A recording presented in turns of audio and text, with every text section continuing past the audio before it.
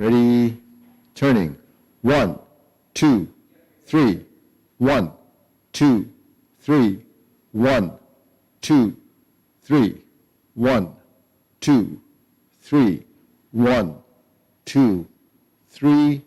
1, 2, and stop. Okay, hands on the waist here. This is mirror image, so bend to the side. Go in the same direction that my fingertip is going in. 2, 1, 2, 3. 1, 2, 3. 1, 2, 3. 1, 2, 3. 1, 2, 3. 1, 2, and stop. Okay, next, hands up. Reach down. 1, 2, 3. To your right, to your left, center, inhale, exhale. Hands up. Reach down. 1, 2, 3. To your right, 2, 3. To your left, 2, 3. Center, inhale, exhale. Hands up. Reach down. Relax. Reach down. Go to your right, to your left, center, palms up, inhale through the nose, exhale through the nose, tongue touching the roof of your mouth. Hands on your waist, circular movements. 1, 2, 3, 4, 5, 6, 7, 8, 9, 10. 1, 2. Reverse. 1, 2, 3, 4, 5, 6, 7, 8, 9, 10. 1, 2. Center, cross, kneecaps, circular movements. 1, 2, 3, 4, 5, 6, 7, 8, 9, 10. 1, and stop. Reverse, other direction.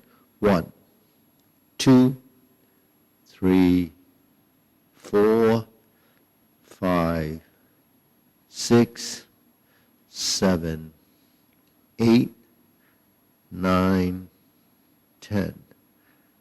1, 2.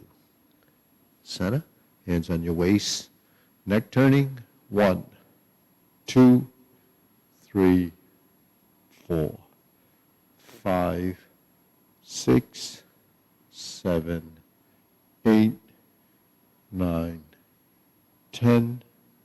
1 and 2. Back and forth. 1, 2, 3, 4, 5, 6, 7, 8, 9, 10. 1 and stop. Center. Okay. Tilt to the side. 1, 2, 3, 4, 5, 6, 7, 8, 9, 10. 1 and 2. Center. Bend down. Circular movements. 2, 3. Reverse. 1, 2,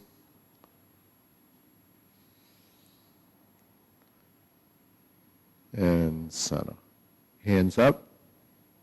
Okay, this is deep breathing. Pull in, out to the sides, up on your toes, and down. Inhale. Exhale. Inhale. Exhale. Okay, one more time. Inhale. Exhale. Okay, we're going to spread our feet. We're going to pivot to open. We're not just going to, so we're going to pivot from a position like this, 1, 2, and 3, right?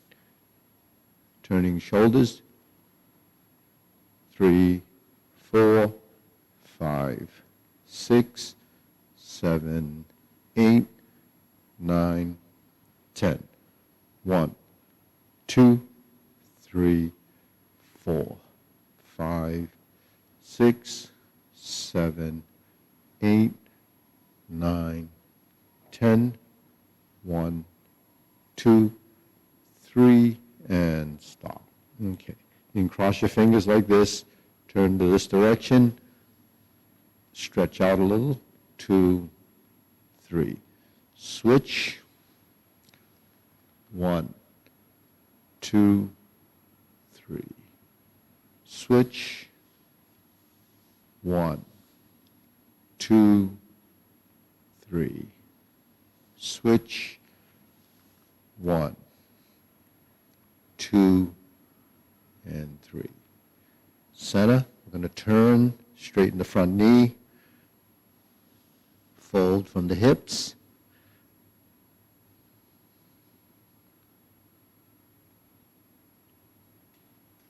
Okay, turn. Relax, stretch. Release the tension in the back of the leg. Exhale slowly. Try to release and relax. So releasing is taking the tension out of the muscle, but it's kind of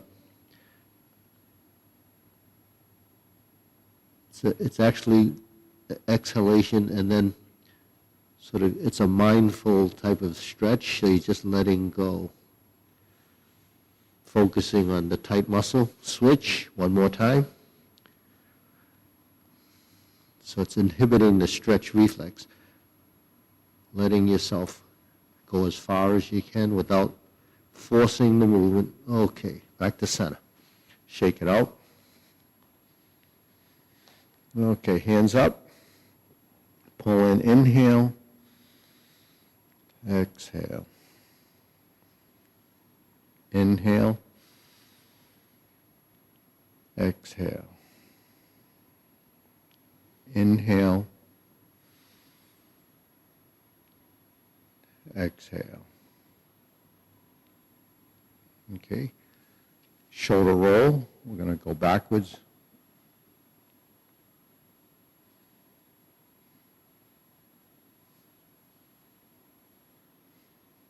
Five, 6, 7, 8, 9, 10.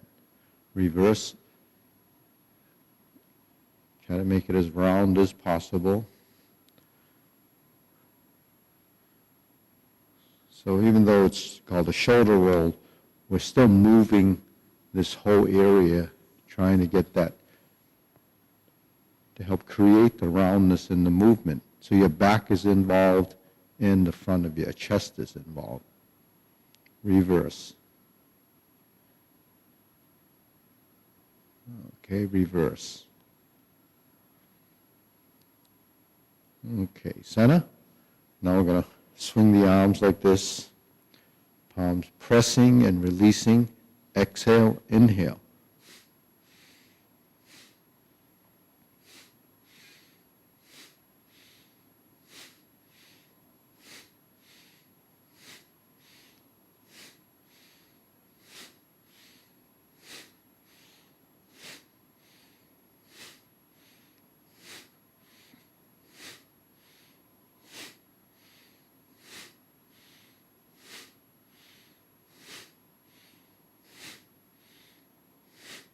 So you press as you exhale, Release each inhale.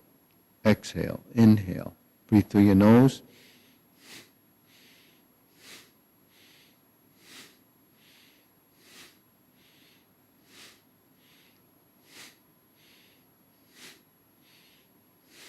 And stop. Okay, hands up. Deep breathing again. Inhale. Exhale. Inhale. Exhale. Inhale. Exhale. Okay, wrists. Relax the knees. Elbows and knees working together.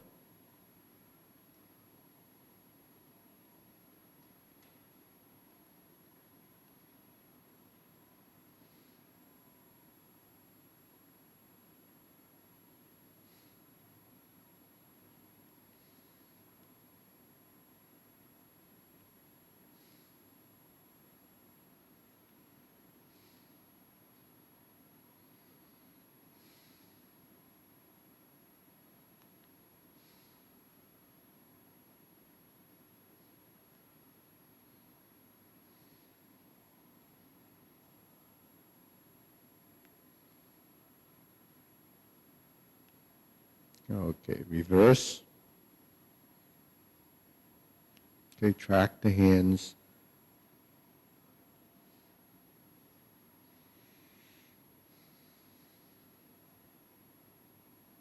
Eyes following the hands if you can. Once you know the movement, just build that hand-eye coordination.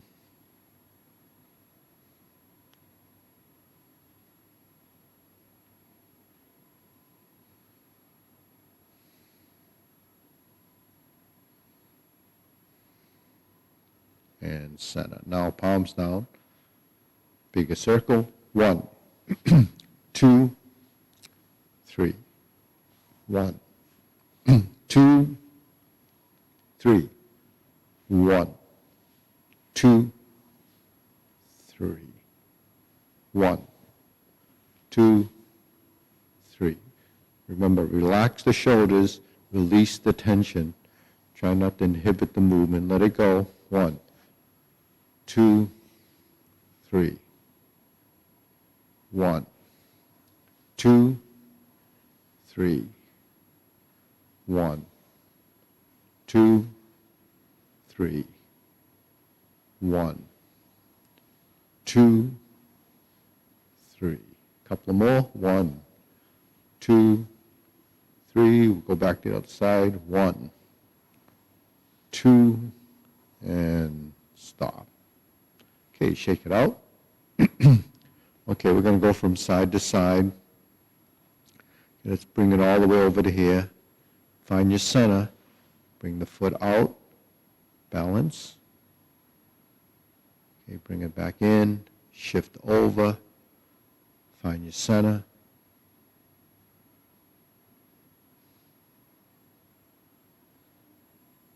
So this takes a little practice, especially when you're trying to just hold that position.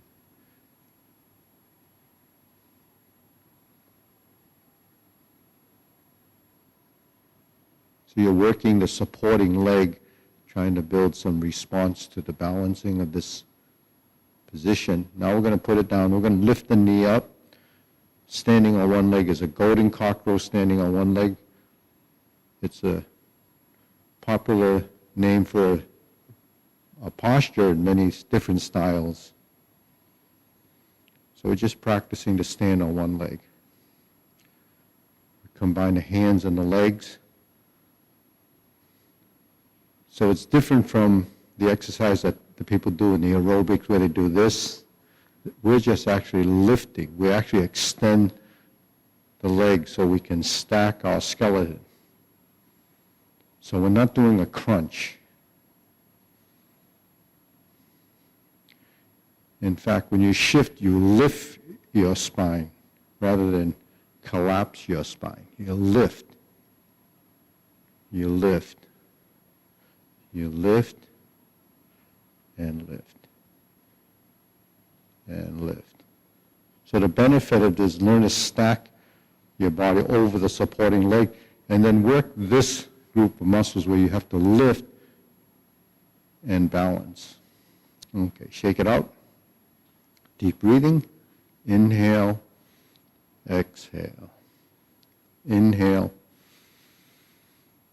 exhale.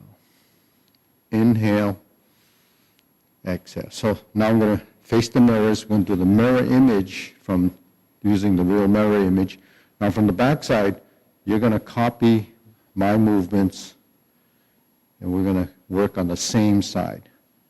So when I bring my right foot in, it's like this, and then we switch, and we switch.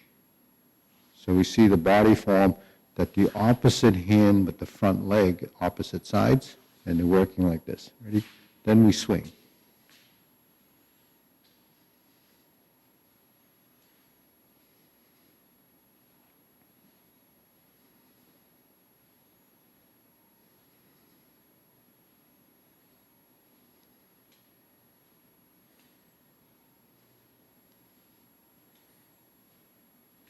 And center. Okay. Let's work the left side, meaning the leg. We're going to work the left leg. It's going to come in and back, forward and back, opposite sides, and then we're going to get the rhythm and swing.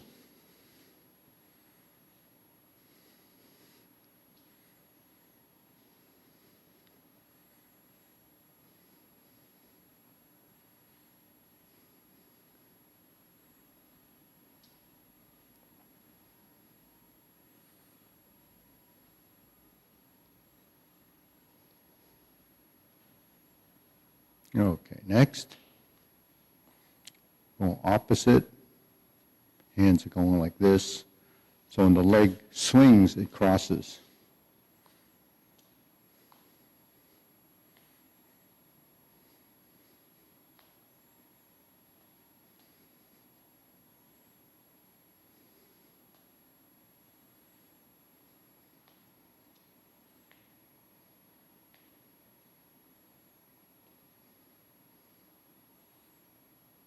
Okay, next we're going to switch the other side.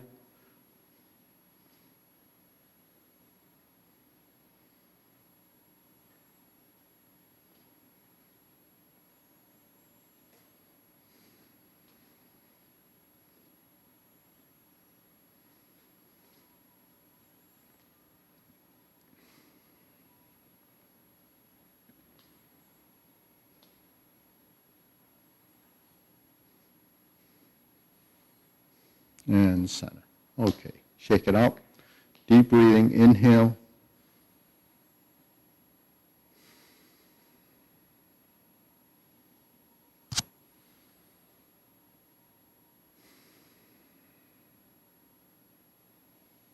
Inhale. Exhale. Okay, next we're going to do the silk rolling exercise. So we're going to step out. So your feet are, they can be actually parallel like this facing that corner. And we hold the ball. Then we go forward. So this is the forward stance and to the sitting back stance.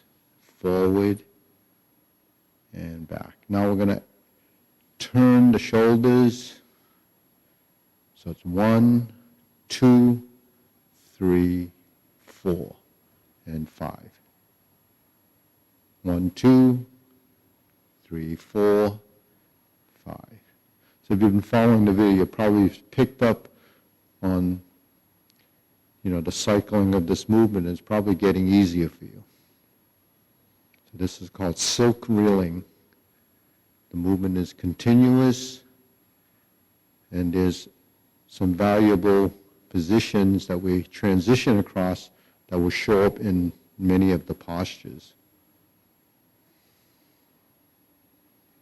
We have this center line separating the hands, and we hold the ball.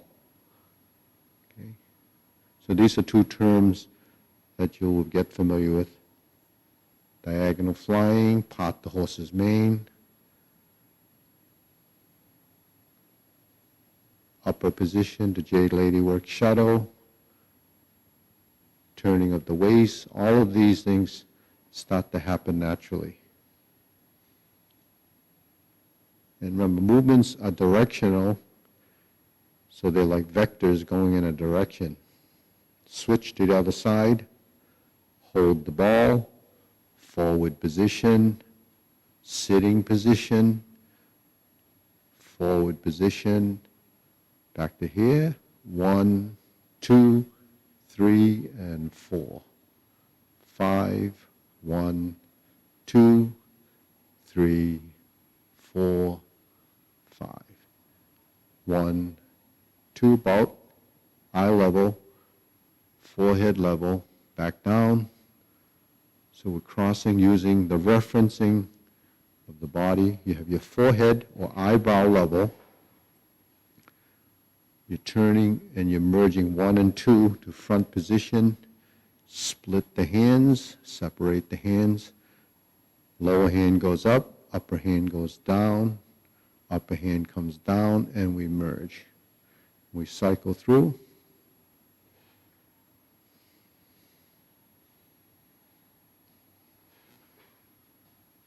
Meanwhile, the legs are going forward and back. Relax the ankles.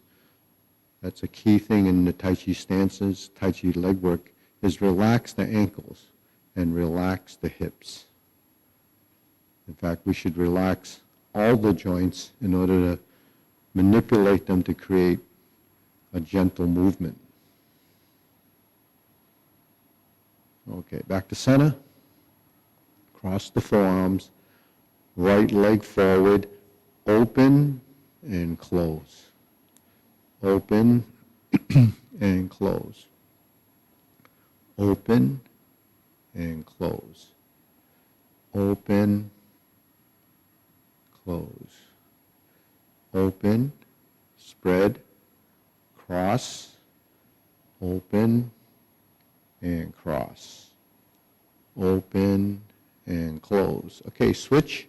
Other side. So this is an empty stance just like this is. This is toe down. We open. Most of the weight is on the back leg. In fact, if we shift all the weight over to the back side, we can actually lift this leg and then bring it down. So if you're practicing for the kicks, the 108 movement sequence, you can practice it as a drill to just open and lift the knee, cross, lift, cross, and lift. Okay, so this is called the insubstantial leg on the front side. The substantial leg would be on the back side. So the substantial leg is the one that has most of the weight. Tai Chi being a weight-bearing exercise, that's actually what we're working on, is supporting body weight over the substantial leg. Okay, shake it out. Deep breathing.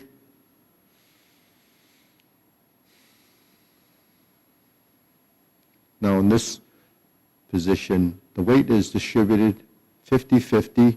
You would think this would be double weighted, and it typically would be. So what we're doing here is building a relationship, but also it's a toe-heeled relationship.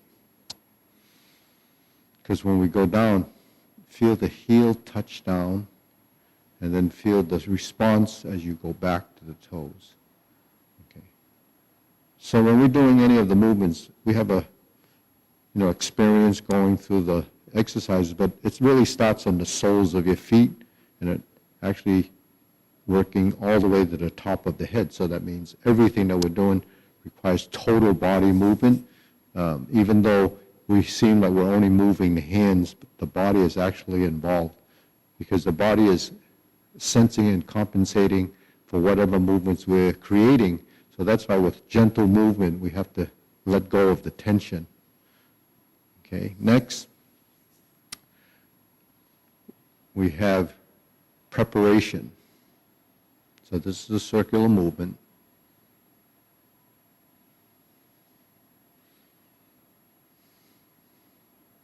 So you try to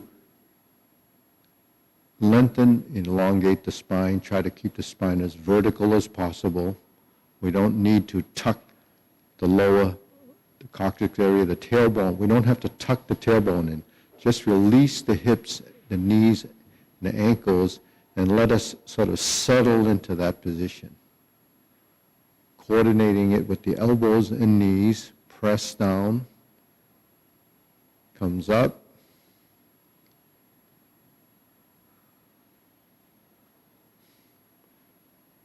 So in the beginning, the most important thing is define the direction of the movement and then smooth it out and synchronize it with the lower body and the upper body. So the appendages on the top and the appendages on the bottom have to build a relationship so we're moving as a coordinated unit. So this is easy to do simply because both sides are working in pairs. So this is easy to do. Next, we're going to do the standing stillness position. So this is standing meditation or holding the posture. It's sustaining a position, shoulders slightly cupped, palms rounded, fingertips spread. The area between the thumb and the index finger, this area in here, is called the tiger's mouth.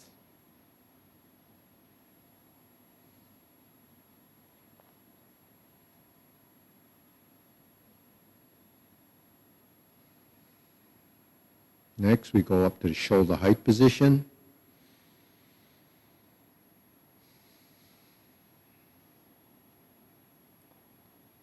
So this is the middle hoop or shoulder height hoop.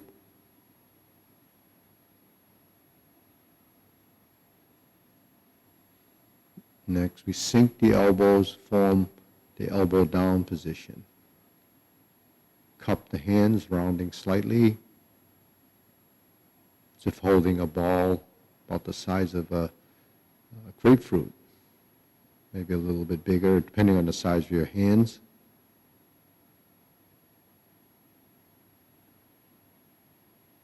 Okay, as we lower the hands, go back to the palm down position. Elongate the spine, lift, keeping the chins tight, tucked in slightly so you release the tension at the nape of the neck, palms facing down, flexing the wrists. So that's called seating the palms.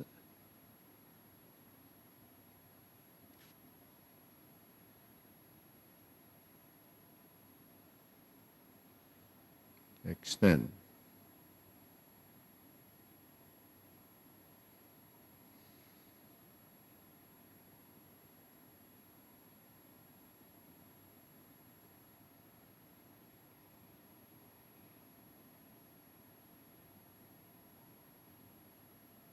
Hands up, palms up, pull in, inhale, exhale. Inhale, exhale. Inhale, exhale. Okay, so we set up our hands like this and step out. This is diagonal flying. So we're just going to do a few of these. These are the postures in the form, defining the postures. Okay, this is diagonal flying, similar to part the horse's mane. So when you separate the hands, you're in the leaning or the forward position. Switch, forward and back. Forward and back. Forward and back. So this is diagonal flying and forward. Okay, next we're going to go in the parallel stance, shoulder width. We have circular movements like this, one on each side. This is cloud hands.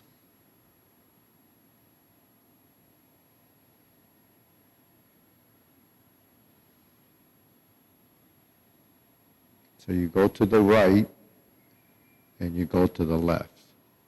So we go to the right side is vertical, the left side is vertical going to the left, and the bottom hand is actually creating the bottom of the circle, and it's just tracking and following the hand.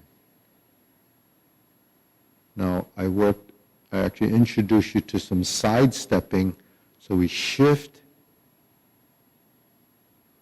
step to the side, keeping the feet parallel. So you're transferring weight to one side, balancing to step, touching down lightly.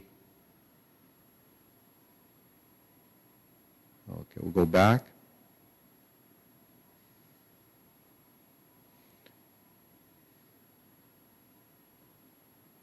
Let's keep it light. Get used to transitioning the weight from one side to the other, trying to find that balanced position, and then you go back again. 1, 2, 3. 1, 2, 3. So there is some timing involved, and you'll begin to realize that when you complete the movement on this side, your weight is there, and you hold that until you turn back to this side. Now if we were to bring it over to this side, then we can move to this side. Okay, we bring it to this side, we shift. We bring it to this side, we shift. So that's basically what's happening until we find center. Then we move, and then we find center. So that's a good drill to work your sidestepping, also to carry your weight over. That's basically what we're doing when we do this, without the arms. So everything that we're doing actually is supporting everything that we're building towards, whether it's the cloud hands or maybe some stepping to shift the weight, to lift the leg. You know, these are all, sort of mechanisms that we need to take us into positions. So learning how to position yourself and setting up the hands or the legs to create the next position or a unit of movement. Okay, deep breathing. Inhale, exhale. Inhale, exhale. Inhale, exhale. So we do a lot of deep breathing exercises simply because that's kind of a pause to give yourself a chance to catch up and recover, just to give you a clearing of your thoughts. But deep breathing is a good exercise so you can build some integration of body. You work your toe raise by, strengthening your calves, but actually working your feet. Build some dexterity in the soles of your feet and the muscles in your feet, because they don't get the same type of action when you're wearing shoes and they're just getting supported by that. We want to actually move from the bottom up to feel like you're lifting your body, but you're actually pulling up from above. So your feet become part of that lifting and raising. So you'll strengthen your feet and your calves by just using that deep breathing mechanism. And then you're coordinating the breath and the movement. So you inhale, exhale. Okay, next we're going to go to lower hoop position, lift up. This is carry tiger to the mountain. Okay, upper hoop, palms out. Cross the forearms and down. So this is in the form. In fact, after leopard and tiger springs to mountain, we go through a series of movements and leg motions that takes us to the back side to do the left side movements in the Tai Chi Paradigm form. So you lift up. So these are some of the, or all of the different maneuvers from the upper hoop to the cross hand position to the lower hoop. This becomes a upper hoop movement. This is a cross hand. So you drop your elbows, and then you continue down to the lower hoop. Okay, this is carry tiger to the mountain hand movements. Okay, get familiar with the upper hoop. Cross hands. Now cross hands, the hands are facing side to sides. If you put them together, they're like this. Then when we lower the hands, the palms are facing up like we're holding the ball in the lower position. Okay, now we're going to go up just about where the solar plex is, and we're going to pan out, divert, and block, or the infinity sign. We go out, and we go in, we go out, we go in, and out, and in. Okay, now next. That's the infinity sign. This is forming the fist. Forming the fist.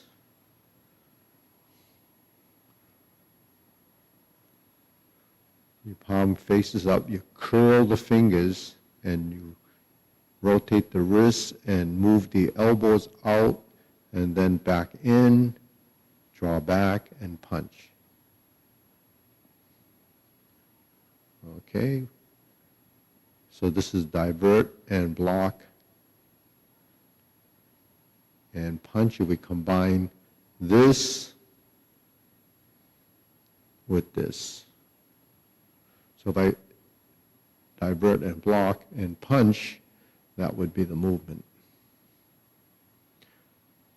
Okay? That generally happens when you're in this stance. You would go out, in, forward, and back. Out, in, forward, and back. 1, 2, 3. And then you would continue. Leopard and tiger is this.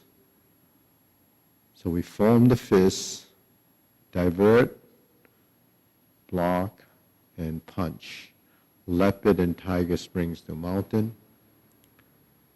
And then carry tiger to mountain would actually take us to a corner, and we would actually be in a frontal position, cross the hands, and then step up. Okay. So that's actually, you can see that they become transitions, but also ends up creating the next position for the next posture. So everything you're doing is supports building your form. Okay, after you form the fist and punch, we have the strum the lute position, center line, triangle, folded, triangle. Okay, triangle being ABC or ABC, so that forms a triangle. These are at 45-degree angles.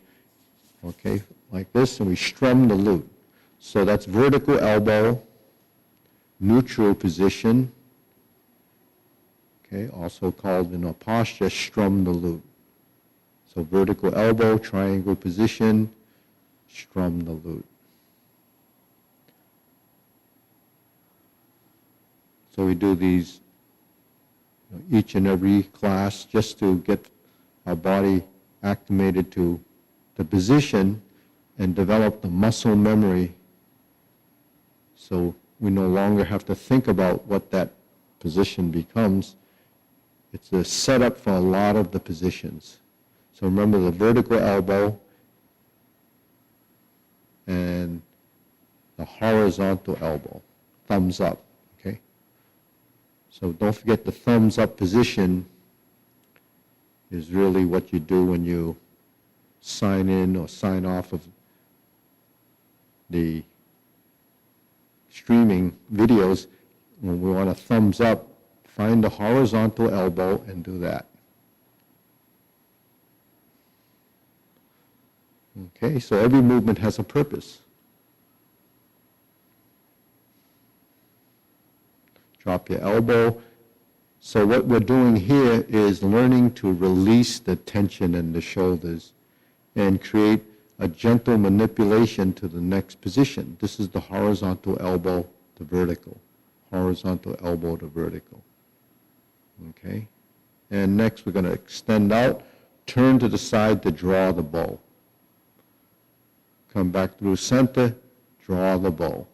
Now let's look toward the side that we're aiming at.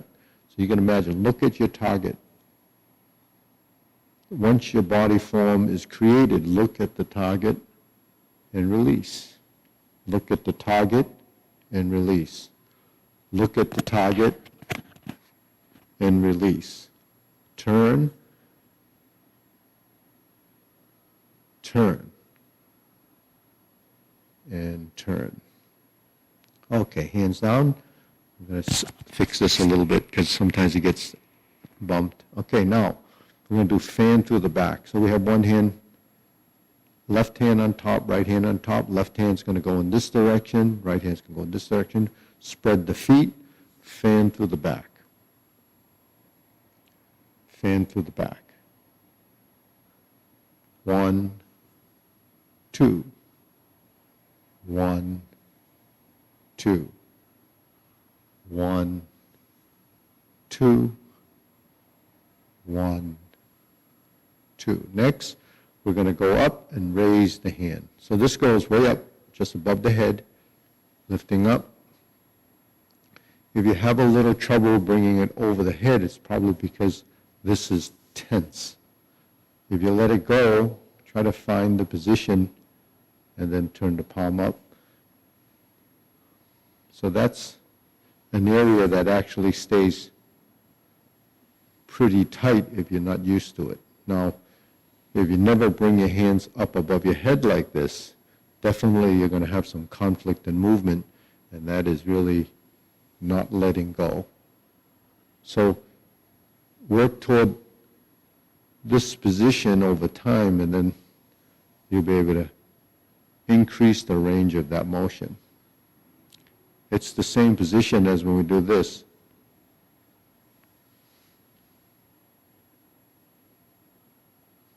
Okay, shake it out, deep breathing, inhale, exhale. Inhale, exhale. Inhale, exhale. Okay, let's get the heels together. Straighten the feet. That's going into a square position. 1, 2, 3. 1, 2, 3, 4. 1, 2. Okay, let's do the left side, grasp the sparrow's tail.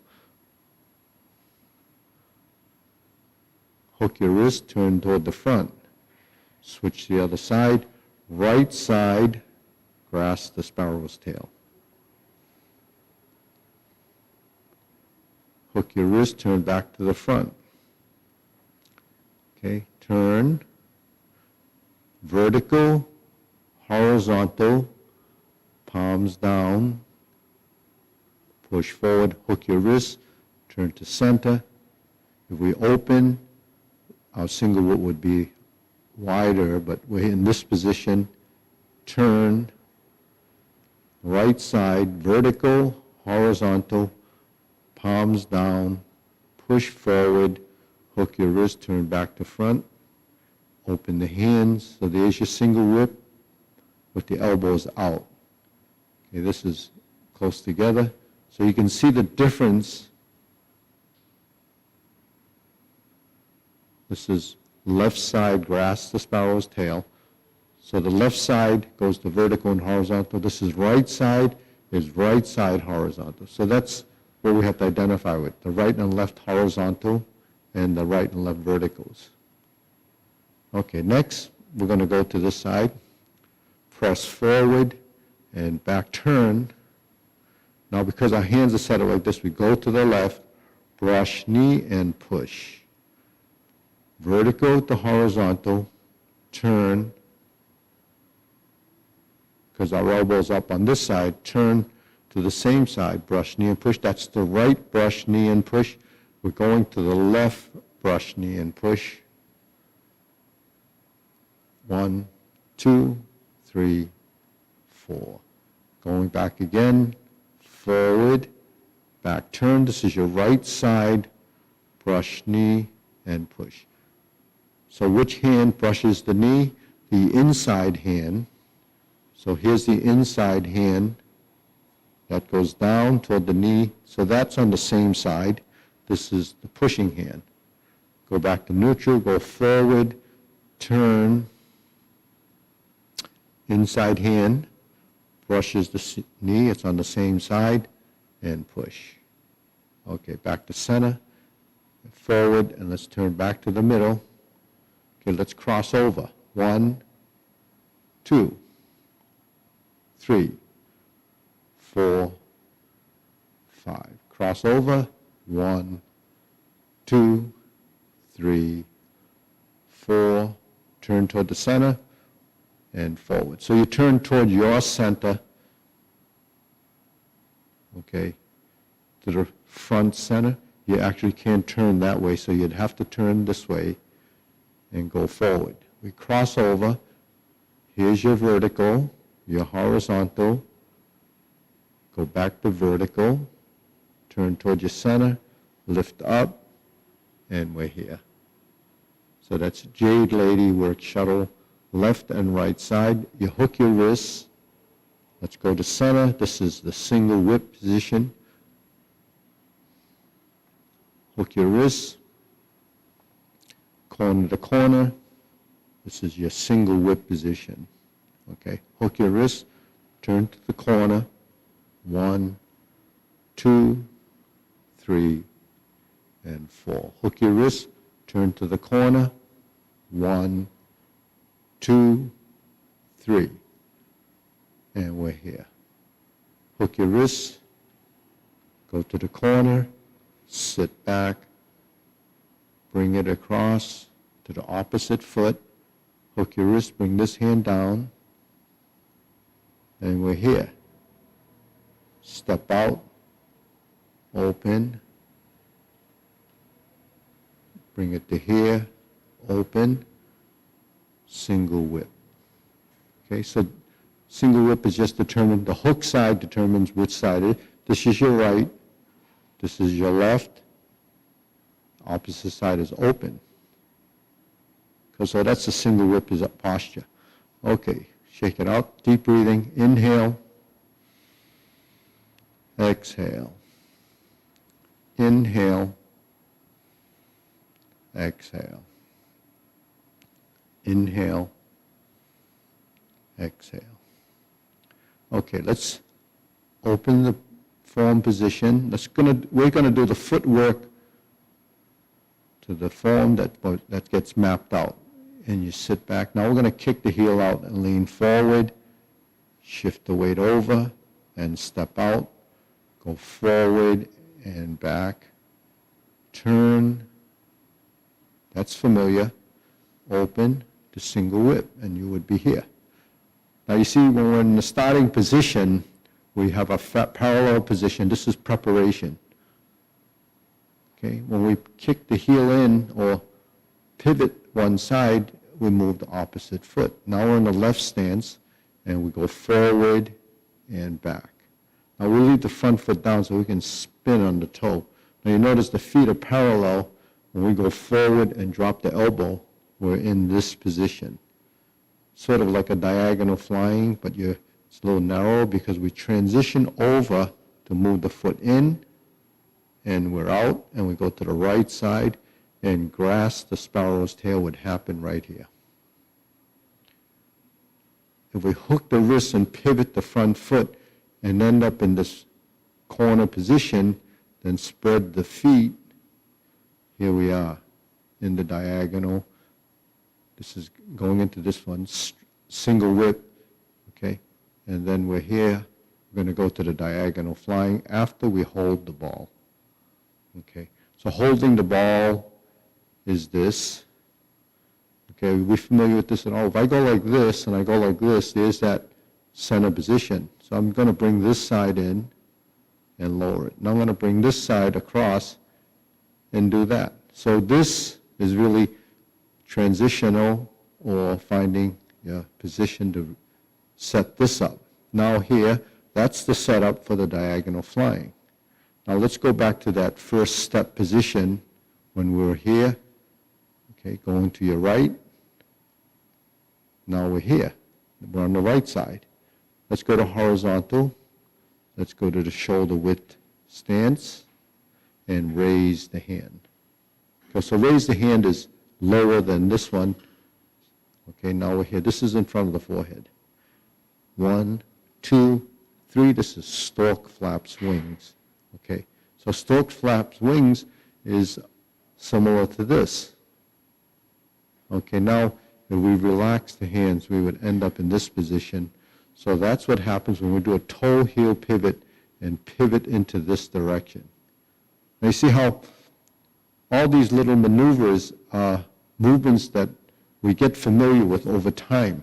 So the more you're following these videos, the more familiar you will get with the identifying the postures, identifying and basically learning setups for the next movement. And as we build off of that, eventually, the movements start to make sense, and you actually don't have to think much about it because you're actually starting to embody some of these movements. So a lot of these movements will end up in your subconscious. It becomes something that you've already learned. It does take anywhere from 4 to 6 weeks for the initial exposure to these movements, and then as you build off of these subtle transitions, your body starts to recognize them, and you'll be able to almost spontaneously do it because you know that that's going to happen next. So doing it in the group setting is helpful, but you always have to be led by somebody in the beginning, and then eventually you'll be able to lead yourself through the form. So as you start to build your sequence, you should try to practice a bit on your own so that you can recognize what's happening. Now, you might drop some of the things in between because you weren't able to capture all of it. So then you fill in those gaps as you see the video again or you follow it again. And eventually the movements become more complete and you start to identify and understand the whole process. All right, now, let's do that again. We've been doing the linear form in the last few sessions, so I want you to kind of see what it's like to begin to map this out. And then we'll go through the whole sequence with the group. So there's your left, and each posture has its unique little characteristics. I don't want to get into too much detail when we're learning sequence because we're so focused on sequence that we should just go through the gross movement. And this is grasp the sparrow's tail. Hook your wrists. So just go off the audio cues. Okay, single whip. Hold the ball. The next thing we do is diagonal flying. And the next thing we do is step up and raise the hand. Bend from the waist, stork flaps wings. Toe heel pivot, go to neutral position, and we would begin our brush knee right side push. So right side push brings the right side horizontal, and you flip and you push. And then we step up, we make a twist step, and we turn to the left, and we brush and push. And we go forward, and we twist out, and we're back to the right side. This is the third time doing your brush, knee, and push. And I want to continue a bit to strum the lute, step up, close the door. Form the fists, and punch. Divert, block, punch. Leopard and tiger springs the mountain. And we're either back to neutral or we go down to here to carry tiger to the mountain. So you can see that position has two different transitions to two different parts of the form. So the neutral position, when we turn to the left side, becomes brush, knee, and push. So this is more apparent when we have the mirror and we're doing the linear form, because in this direction is where a lot of the movements happen. So this is your left side brush knee and your right side brush knee. So you look at the leg work as we step through. Okay, there's no different in the leg work than what we've been doing with the pivoting. This is strum the glute to close the door. Form the fist and punch. Divert, block, and punch. Cross the arms, leopard and tiger springs to mountain. And hands are down. Okay, deep breathing. Inhale. Exhale. Inhale. Exhale. Inhale. Exhale. Okay, next, we're going to go through the whole sequence from the beginning. Okay, ready? Preparation. Step up. Then we just continue. So the group that's following,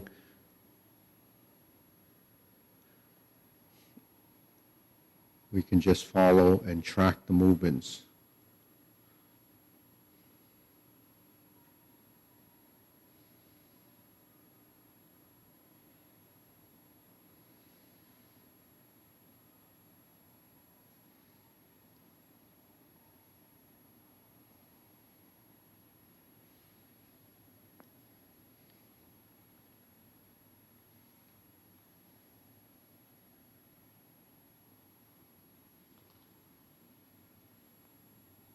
Okay, this is going in this direction. It's the brush knee movements.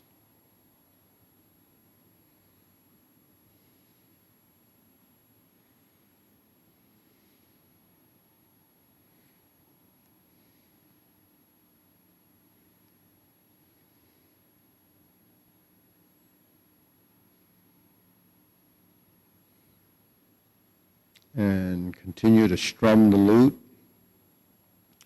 Close the door, form the fist, and punch. Sit back, divert, block, and punch. And here's your leopard and tiger springs to mountain, which takes us to neutral and fist under elbow.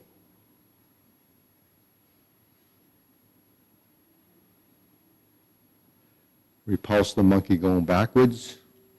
You know, each section of the form will have to work separately in each of the following videos,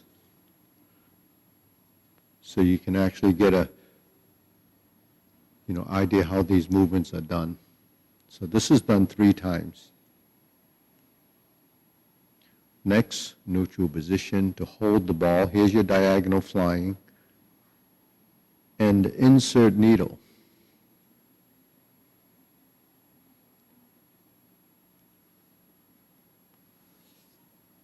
Turn, stroke down, parry and punch. Form the fist and punch. Divert, block and punch. Cross the arms, leopard and tiger springs to mountain. So here's where it changes to carry tiger to the mountain. We're on the back side because we're now opposite the front mirror, and we cross with the left hand on the outside. Then from the waist, stork flaps wings, and then neutral position. Okay. Left side, grasp the sparrow's tail to single whip. Now this is mirror image, so actually you would be doing it not mirror image, but opposite, because that's what's confusing when you follow the form with video. Part the horse's mane. So it's better to look from the back side to know that you're on the same side. Cross corner, Jade Lady work shuttle. Cross corner, Jade Lady work shuttle. Drop your elbow, turn back to the front. Okay, here's cloud hands, but we will work it with the pivots another time. People that know this can follow along. Hook your wrist, single whip. Now we're going to hold the ball and reverse. Diagonal flying. And that completes the Tai Chi Paradigm form. And we're probably going to end and go into the 108 movement class. Okay, deep breathing. Inhale. Exhale. Inhale. Exhale. Inhale. Exhale. So I'm going to get a drink of water, and I'm going to have Lucian begin the 108 movement form up to the obliques, and I'll get a little water. It's been kind of dry. You can just take him up to that.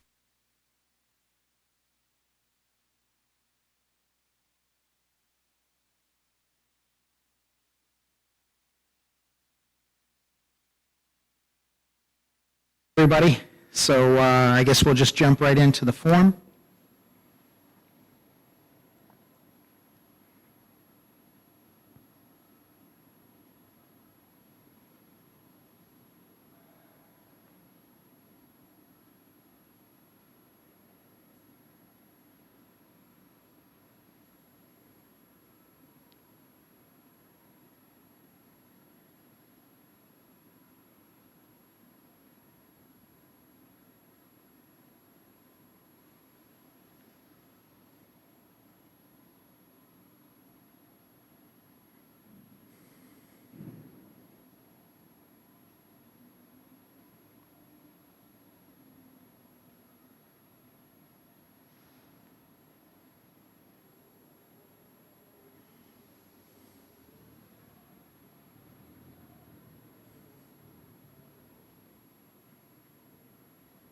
Brush knee.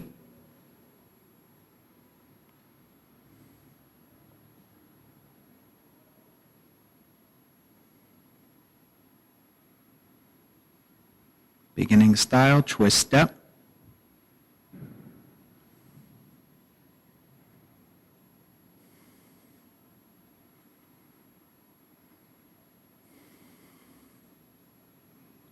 Beginning style, twist step.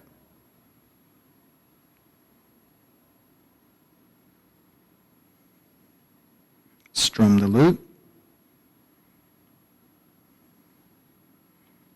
Close the door.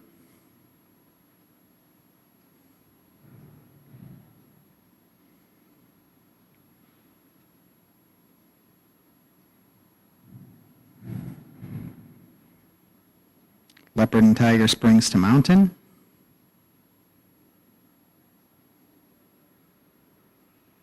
Carry tiger to the mountain.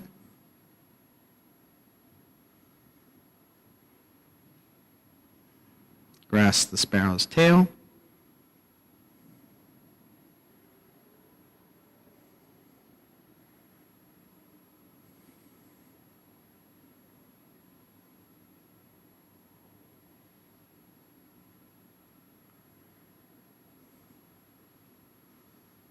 Single whip. And actually, it looks like Sifu's back. Are you back? Huh? Yeah. Okay, so mic on? So, okay, so do we have any questions on the anything specific with the long form? So actually, Barbara Finn just said thank you very much. She's a little bit challenged by some of the footwork. She was just curious if we could go over some of the stepping as you go through your form. In 108 movement form? Yeah. Okay, so one of the major differences between the long form and the Tai Chi Paradigm form is the obliques. So, footwork is really a mapping of direction. So when we turn, it usually takes us direct.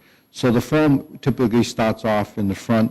When we get to the leopard and tiger springs to mountain, and we do the carry tiger to the mountain, we end up in this corner. So remember, when we're doing these movements, essentially we're standing in a square, and then we have the four corners, then we have the front, the two sides, whether it's you consider right or left. And then the back side, there isn't a whole lot of movements in the long form. There's a few in the corners, but there's not a lot facing the back side. So when we do the carry tiger to the mountain, that's the movement that we're working on as a transition to here, the cross hand position. We turn like this to take us into the corner. So the things that we've been doing, this takes us 90 degrees. This actually, we don't have to turn this foot, we just have to adjust this foot. That takes us into this corner, and that gives you the oblique. That takes us into the first corner, okay, or the first brush knee oblique, okay. So actually the first corner would be this, when we carry tiger to the mountain. So you, okay, say this is the first corner, then we go back to center and cross. Now we're back to this point. Now we go to the opposite. We have the two corners. Okay, so this is directional, and we have the first oblique brush knee pushed, which was the right side, and then we sit and we turn and adjust this foot a little to the back rear corner. And this is brush knee push left, and then we're on the right side again, and we're grass the sparrow's tail. Okay, so in the long form, the grass the sparrow's tail happens between these 2 points, that back corner and on the right side when you follow the form. So after grass the sparrow's tail to single whip, you're going to pivot till this foot points in that direction, and if we look into that corner, it's not this corner, but to the side wall. When we open on that 45-degree line, that's going to take you back to the first corner that we started, and that's where single whip happens. Then we pivot and turn. Now we're facing the side that we typically would be when we're in fist on the elbow. So we're going to go into fist on the elbow. And it's followed by repulse the monkey, which is what we learned in the last session in the paradigm.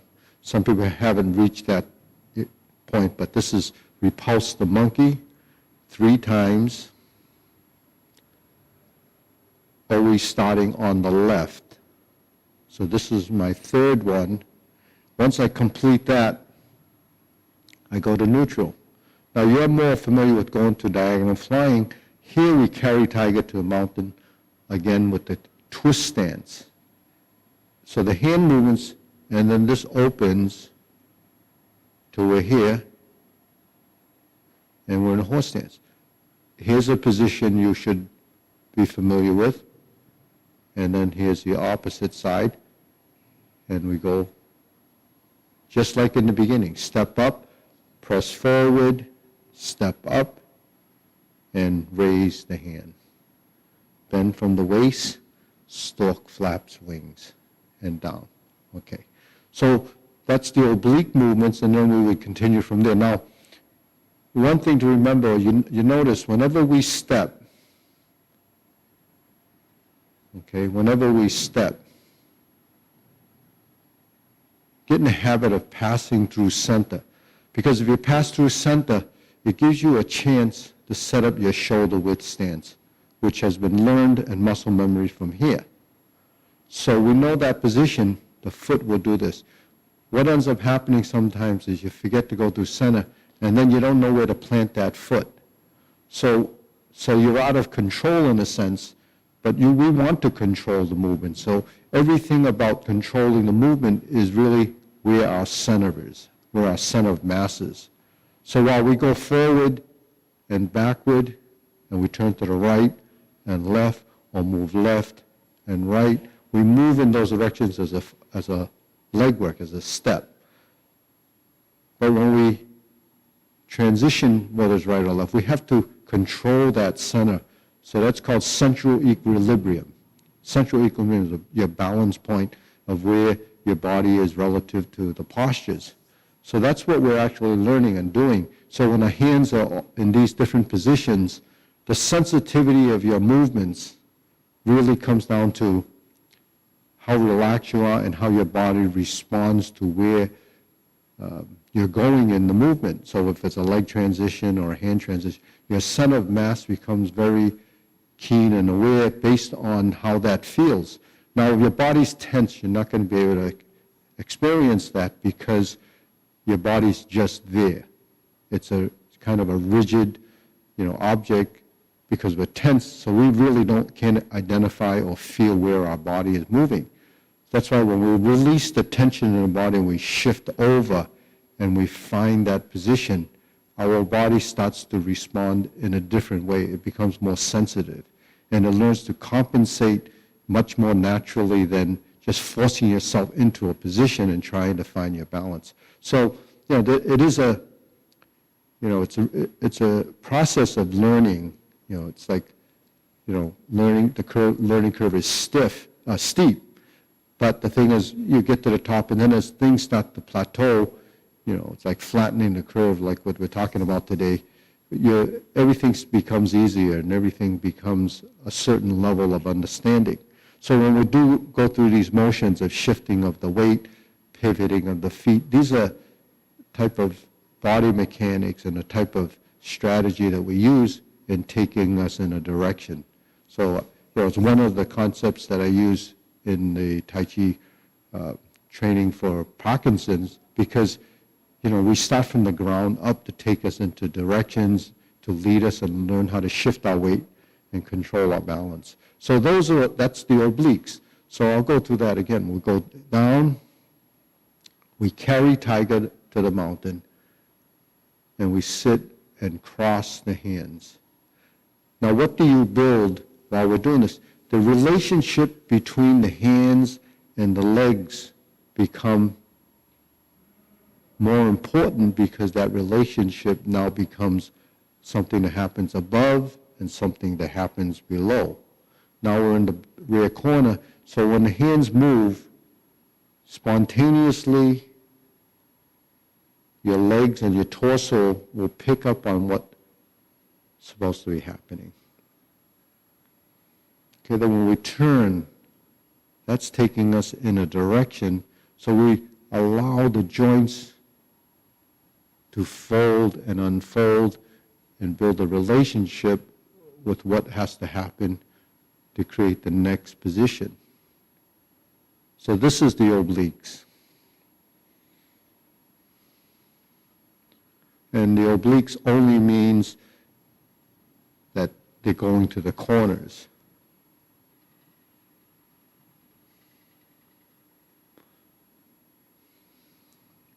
Because movements are actually dimensional.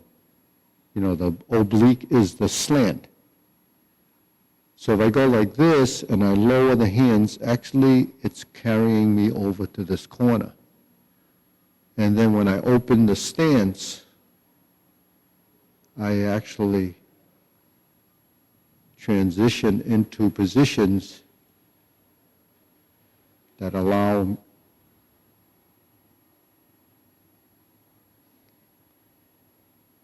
So a lot of this stuff ends up in your subconscious, so passing through center, and then raise the hand. Bend from the waist, stork flaps wings. So this is this position, and we're back to here. Brush knee, one time. And then we sit back, and we're going to do it. Insert the needle.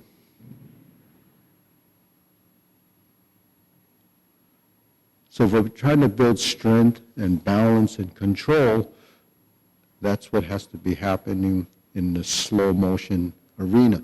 We're working slow motion movement so we can heighten the awareness and the sensitivity. Now here in the form, we're going to go backwards. So we had to straighten the back foot. Okay, let's just work that transition again. So from fan to the back, we turn, we stroke down, you invert the hand, and you turn. The knees fold, then we straighten the back foot, and then retreat. Divert, block, and punch. That's the same divert, block, and punch. And then we step up. So we pass through the two hand positions to get to this side. So that's really two neutral positions to grasp the sparrow's tail. And by the way, the long form only has a right side single whip. And then here's where cloud hands begins. And in this cloud hands, we form the hold the ball position before we begin the initial movement. So here we step out, pivot, pivot, toe heel down, pivot, toe heel, pivot, pivot, shift, toe heel, 1, 2, 3, 4, 5. So that, we worked with the parallel step with the cloud hands, which was this, right? This is the parallel stepping. Now this is the pivoting stepping. So the sort of the volume of the movement or the directional space is actually a little bit bigger because now we can pivot and turn, pivot and turn. So we open back to here. That's a starting position. When we do this, that's like we go to diagonal flying. When we step up, that's the parallel stance with the feet about 3 inches apart, and we move back to here. Then we step out and reset. We're in the starting position. So the thing is building the coordination for the leg work. So when we're in single whip, we've already learned how to open the stance to here.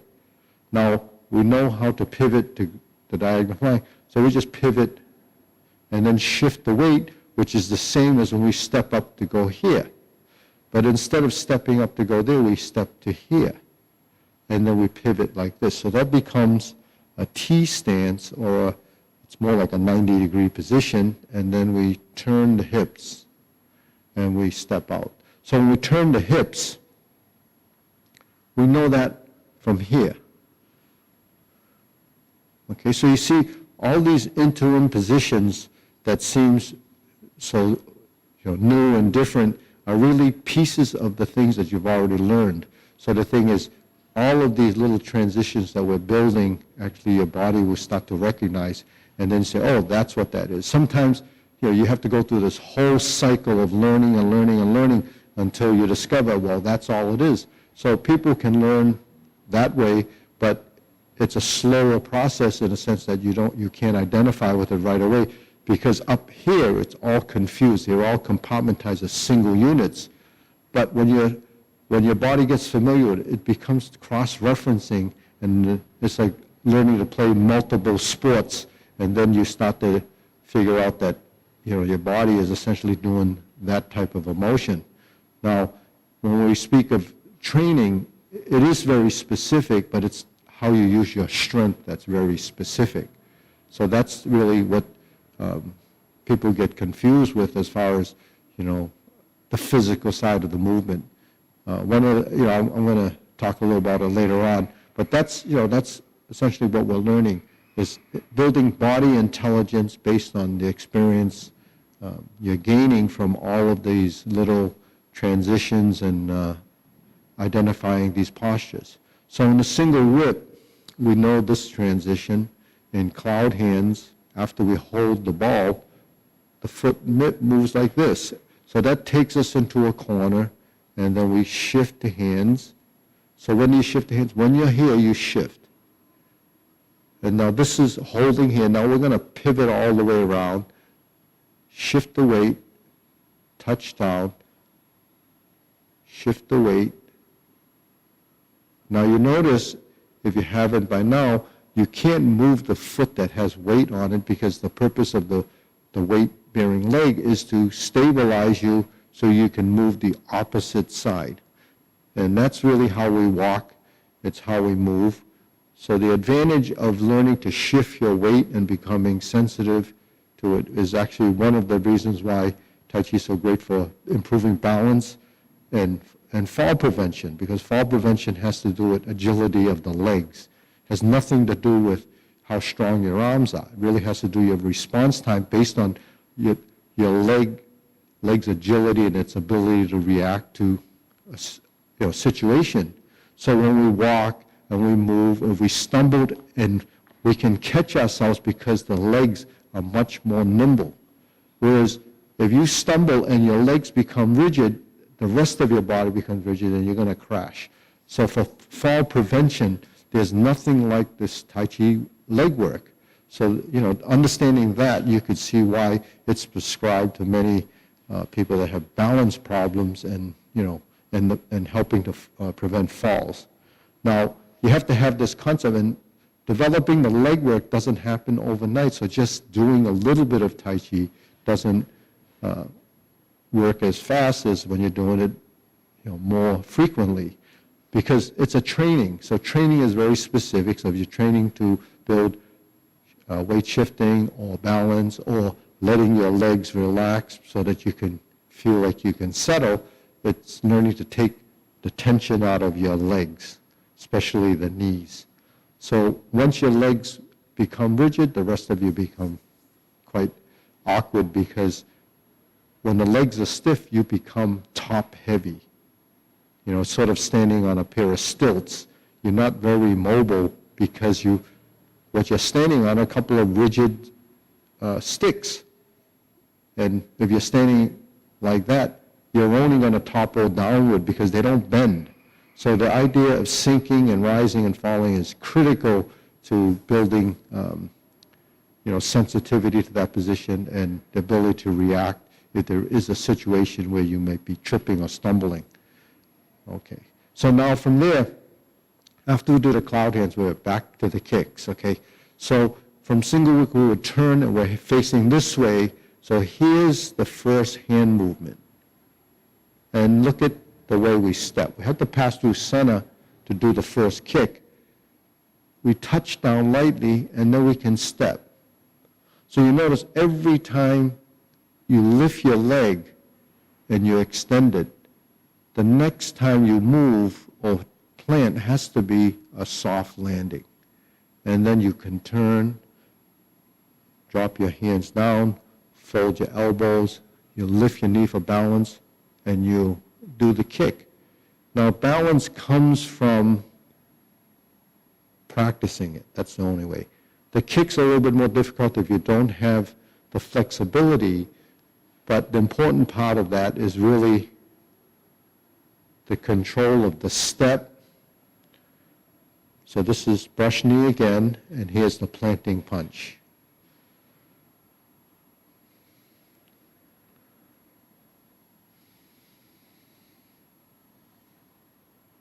Then we step up, the first movement is the same, and we flip the hands over. That's reversing the ball. We fold, lift, open, and you cross right between where the knee bends. So when you open, you cross right between here. So your legs are actually fairly close, and then you shift and step back to here. Okay. So once we do this, we turn to that corner. So you're in your left corner, we're here, we lift the knee. Now this opens. Now when you open, in order to compensate for the leg going this way, you have to go this way with the body to get your weight over here to open and then sustain that position. So that's where we lose our balance typically, because we're not able to control this part of the movement, because sometimes it's tension or rigidity that doesn't allow us to find that position. And then you open. This is beat the tiger. Okay, then we turn 1, 2, 3, 4. 1, the left hand's on top, flip the hands over, fold the elbows, open, turn, down, fold, open, 1, 2, and 3. Okay, great. So it does build lots of strength in the legs and the hips, because the hips are not used to flaring out like that. Any of these movements that require a range of motion isn't going to happen because it's not comfortable and not familiar with that action. So those kicks require some flexibility training, and you're building some of that here. You're building some of that flexibility here, because that's pivoting and rotating, because your hips turn in and they turn out. In kicking, your hips turn in and turn out. So because the musculature maybe has pruned out that action, you have to relearn that action. So it will take some time, but it's not the most critical thing.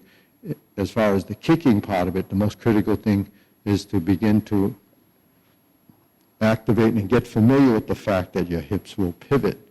And, that's helping to relax this area. And then while you're standing on the leg and folding, it develops the strength, in the supporting leg. So there's a lot of benefit in doing the balance side of the kicks, not necessarily getting, the full extension of the leg, because one of the things that happen is that when you begin to initiate a kick, your muscle wants to tense. It doesn't want to let go. So what happens when a muscle tenses, it creates a force, and that force sort of disrupts your comfort level, and you start to, panic a little bit, and then you lose your balance. So that's kind of a part of the training, but also you can imagine as you build the comfort level, what happens when your comfort level improves? Your confidence improves. So your stability and agility and all of this stuff kind of work hand in hand, because half of this process is psychological. When you're nervous, your body kind of gets into this tense mode, and it doesn't allow you to relax. That becomes a psychological thing, and it also becomes something that you can control by doing it enough for your body to feel confident. So, all of this stuff is building. It's not just a physical thing, it's a mind-body relationship. So, when we're doing Tai Chi, it's very deep in the sense that when we're building these ideas. Now, what I wanted to bring up was why, when we do an hour and a half of exercises like this, we're not sweating, and we're not hyperventilating, and we're not breathing heavily, unless you're being too physical. It's because there's a balance between your breath, your movement, and the speed in which you're doing it. When you're using too much musculature and the demand is too heavy on the body, then you're starting to use a lot more oxygen, a lot more energy in those movements, so your body starts to perspire, and it starts to, your breathing becomes less controlled, because the breath and movement has to be integrated in what we call the lower breath and the upper breath. Those two have to work in conjunction and harmony. So when the upper breath and lower breath combine and unite and move smoothly, then you won't be exhausting yourself and depleting your energy that's you're using from the body. So it becomes much more efficient, and it becomes much more natural. So that's what we think about as natural movement. Natural movement doesn't require a lot of physical strength. It requires strength, but it's very controlled. It's kind of working through the process of deleting the excessiveness and the erroneous strength that's not required to actually create those actions. So your body will learn to do that, and over time it deletes. It gets rid of all the things that doesn't need to do what we're trying to do. So we didn't get to go through the whole form, but I wanted to satisfy the people that are that have questions. So if you do have a question or you wanted to work on a specific section, I could focus that in the different classes, because these are done live, and if you're following live, then you'll see exactly what your question might have been, and I can address that while I'm running through the class. Okay, so I think we have about a minute or so. So if you have any, ideas or questions that you have, kind of send it in a chat or an email.